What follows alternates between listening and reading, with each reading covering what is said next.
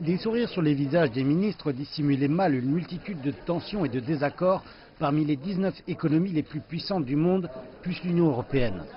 Même sur le libre-échange, ce groupe ne parvient pas à se mettre d'accord sur des questions telles que le Brexit, le rejet par les États-Unis des accords multilatéraux et le refus de l'Inde de rejoindre le partenariat économique régional global. Le ministre chinois des Affaires étrangères Wang Yi a exposé clairement ce qu'il attendait du G20.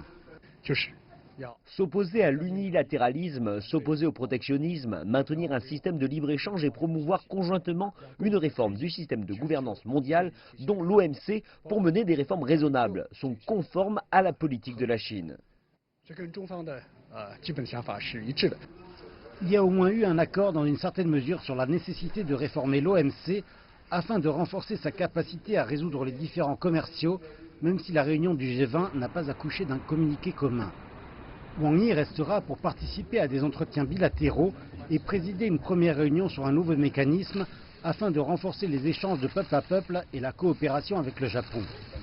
Je crois que la Chine et le Japon devraient effectuer leurs échanges culturels afin d'améliorer en plus le bien-être des gens et de bâtir une opinion publique plus forte et la fondation sociale d'une amélioration plus poussée des relations sino-nippones.